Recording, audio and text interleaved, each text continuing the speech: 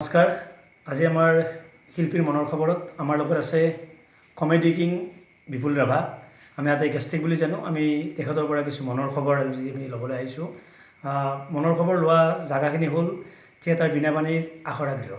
আহকচোন আমি বিপুল ৰাভাৰ পৰা কিছু মনৰ কথা জানো। এতিয়া নিশা প্ৰায় 1 বাজিছে।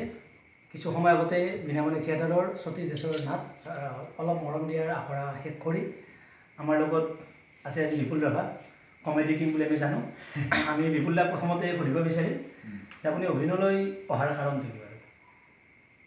অহাৰ কাৰণ মানে কেনেকৈ আহিল মই নিজে গম নাপালোঁ। যিটো আশীৰ্বাদ বুলি ক'ব লাগিব, যিখিনি কষ্টৰ ফলত পাইছোঁ।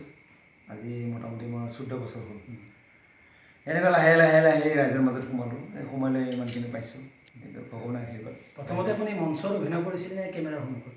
মই প্ৰথম মোৰ মঞ্চ, মই যিটো আমাৰ গাঁৱত শিল্পী দিৱস হয় মই তাতে কৰিছিলোঁ। এটা সৰু এটা কেৰেক্টাৰ প্ৰথম, তাৰপিছতে মানুহখিনি ল'লে, লাহে লাহে ইয়াত কৰিলোঁ তাত কৰিলোঁ, লাহে লাহে বিয়পি গ'ল আৰু এনেকুৱা। তাৰপিছত মোৰ মৰমৰ গুৰুলে মই গুৰু বুলি ক'ম। যিহেতু মই ভিডিঅ' আগতে কৰিছিলোঁ, গুৰুলে লগ পোৱাৰ আগতে মই এখন কিবা সীমান্ত শিখৰ গাব বুলি কৰিছিলোঁ। তাতে আছিল আমাৰ ধ্ৰুৱজ্যোতি বড়ো, মোৰ দাদা স্বৰূপ, তেখেতলৈ মই কৰিছিলোঁ। তাৰপৰা মই লাহে লাহে আহি এইখিনি পালোঁ। কেমেৰাৰ সন্মুখত আপুনি অভিনয় কৰি শেহতীয়াকৈ আপুনি যিখন চিৰিয়েল কৰি আছে খাপলাংকাই, সেই খাপলাংকাইখনত আপুনি এটা জনপ্ৰিয় চৰিত্ৰ গেষ্টিক, সেই চৰিত্ৰতে ৰূপায়ণ কৰিছে। গেষ্টিক চৰিত্ৰ ৰূপায়ণ কৰাৰ পিছত কিন্তু অসমত আপোনাৰ জনপ্ৰিয়তা দিনক দিনে বৃদ্ধি পাইছে। তাৰ ফলস্বৰূপে আপুনি নাম পাইছে কমেডি কিং। কেমেৰাৰ সন্মুখত অভিনয় আৰু মঞ্চত লাইভ যিটো অভিনয়, তাৰ মাজত আপুনি পাৰ্থক্যটো ক'ত পায়? মঞ্চ এতিয়া বুলি ক'লে যিটো প্ৰথমবাৰৰ কাৰণে মই ৰাইজৰ আগত মই এবাৰ বীণাপাণি থিয়েটাৰ সোমাইছোঁ। এতিয়া যিটো ৰাতিৰ বস্তুটো অলপ বেলেগ হয়, তো লাইট ল'ব লাগে, তাৰপিছত আকৌ যিবিলাক কাইলৈ শেষ কৰি পজিশ্যনটো ক'ত যাব লাগিব অলপ বেলেগ। কিন্তু কেমেৰাটো এটা হয় এটা জেগাত মোক এক্সপ্ৰেশ্যনটো এনেকুৱা অকণমান ডিফাৰেঞ্চটো আছে, কিন্তু ক'ব গ'লে একেই আৰু প্ৰায় কষ্টটো একেই। কষ্ট একেই, চব জেগাতে কষ্ট আছে, কষ্টৰ ফল সদায় মিঠা। সেইটোৱে। আপুনি খাপলাংকাইখন এৰিলে থিয়েটাৰ মই এৰা বুলি কোৱা নাই, মই যাম। মাত্ৰ ৰিহাৰ্চেলৰ কাৰণে কিন্তু বহুত কষ্ট হৈছে, যিহেতু ৰাতিপুৱা 7টাৰ পৰা মোটামুটি দিনৰ 1টালৈকে হয়। তাৰপিছত আকৌ আমাৰ 5টাৰ পৰা আকৌ 1টা 2টা, আকৌ যিটো আমাৰ এতিয়া মিউজিক হৈ আছে, মিউজিক হ'লে ৰাতিপুৱা হ'ব। অভিনয় জগতো এটা এনজয়েবল প্ৰেক্ষাপট। তাৰ বাহিৰে আপুনি কিছু কিছু কাম কৰি থকা বুলি আমি গম পাওঁ। আপুনি এই অভিনয়ৰ লগত ইমান ব্যস্ত থাকে, দিনৰ দিনটো ব্যস্ত থাকে। এই ব্যস্ত নথকাৰ সময়খিনিত আপুনি বিভিন্ন সামাজিক কাম, সাংস্কৃতিক কাম কিছু কৰে। আপুনি কোনটো কামত বেছি অধিক সময় দিয়ে আপুনি? ক'ব গ'লেতো মই ৰাইজৰ লগত মই খুব বহি ভাল পাওঁ, কথা পাতি ভাল পাওঁ। বিশেষকৈ সৰু সৰু ছোৱালীবিলাক, ল'ৰা ছোৱালী যিবিলাক আছে, আৰু আমাৰ ককা আইতা খুব ভাল লাগে। যিবিলাক মনৰ কথা কয় একদম মনৰ পৰা খুলি কয়, মই একদম আমেজ লৈ খুব ভাল পাওঁ। এনেকুৱা অলপ টাইম কটাওঁ। তাৰ বাহিৰেও অলপ আছোঁ, যিহেতু এইটোৰ বাহিৰেও গমে শিল্পী সদায় দুখীয়া। ক'বলৈ ডাঙৰ বুলি ডাঙৰ কথা, কিন্তু আমাৰ নিচিনা মানে অলপ অসুবিধা। তথাপি তাৰ মাজত অলপ মিহি মিহিকৈ চলোঁ আৰু।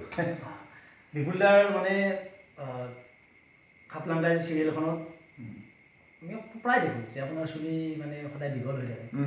চুলি মানে এইকেইডাল চুলি মানে ৰাখিছে, এইকেইটা চুলিৰ ৰহস্যটো কি বাৰু? চুলিকেইটা ৰাখিছে এনেইতো মোৰ যিটো কেৰেক্টাৰ গেষ্টিক, তাতে মোৰ 3টা খোপা থাকে। তাতে এটা কেৰেক্টাৰৰ নাম আছে যে মা দেউতা আৰু জিলেপি নামত ৰাখিছে।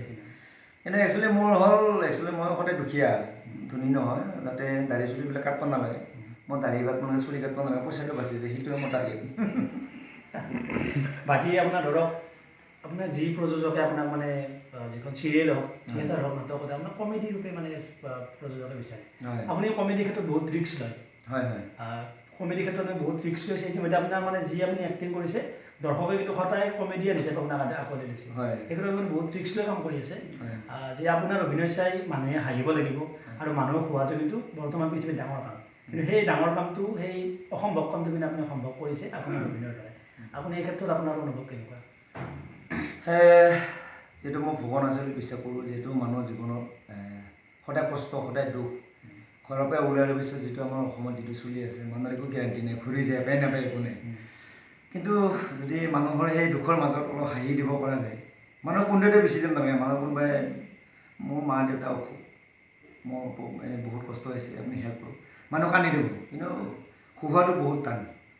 এনেকুৱা হৈছে আমাৰ প্ৰগ্ৰামৰ ক্ষেত্ৰত কেতিয়াবা আমি ৰাতি 2টা 3টা বজাত প্ৰগ্ৰাম দিয়ে, তেতিয়া আমাৰ টোপনিও আহে, আকৌ প্ৰগ্ৰাম কৰি আহোঁ, বহুত ভাগৰ জোগৰে প্ৰগ্ৰাম কৰোঁ। ৰাইজেতো আশা কৰি যে হাঁহিব পাম, তেতিয়া সেই মানে বস্তুটো হৈ যায় আমাৰো অলপ থাকে তথাপিতো আমি বহুত জোৰ কৰি লৈ বস্তুখিনি আনি ৰাইজৰ সদায় ভোগ কাৰণে চেষ্টা কৰোঁ যিটো মানুহ দুদিন জীৱন আজি চোকালি মানুহ এতিয়া ভাবোঁ হাঁহিব লাগে সেই আৰু মানুহ এতিয়া এনেকুৱা কৰে কাপোৰ চব দামী লয় কিন্তু মৰা টাইমত দামী দিছিলে কম দামী চোৱাটো নাই কি যায় একো ঠিক নাই অসমত বিভিন্ন সময়ত বিভিন্ন কমেডিয়ানে মানে কেৰেক্টাৰ ৰূপায়ণ কৰিছে বিভিন্ন অভিনেতাই তাৰ ভিতৰত কিন্তু আপুনি অলপ পৃথক যে আপোনাৰ অভিনয় অসমৰ সৰ্বস্তৰৰ ৰাইজে আঁকোৱালি লৈছে বৃদ্ধাৰ পৰা মানে সৰু ল'ৰালৈকে সৰু ছোৱালীলৈকে আপোনাৰ অভিনয় আদৰি লৈছে কিন্তু এই ক্ষেত্ৰত আমি কমেডিৰ কথা আমি পিছত আপোনাক সুধিম কিন্তু এই ক্ষেত্ৰত যদি আপোনাক সুধোঁ যে আপোনাৰ প্ৰেম সম্পৰ্কে আপোনাৰ ধাৰণা প্ৰেমটো এনেকুৱা বস্তু যিটো বুজিব নোৱাৰি যিটো মানুহৰ একদম জন্মৰ পৰা অহা বস্তু আৰু প্ৰেম নহ'লে মানুহ জীয়াই থাকি লাভ নাই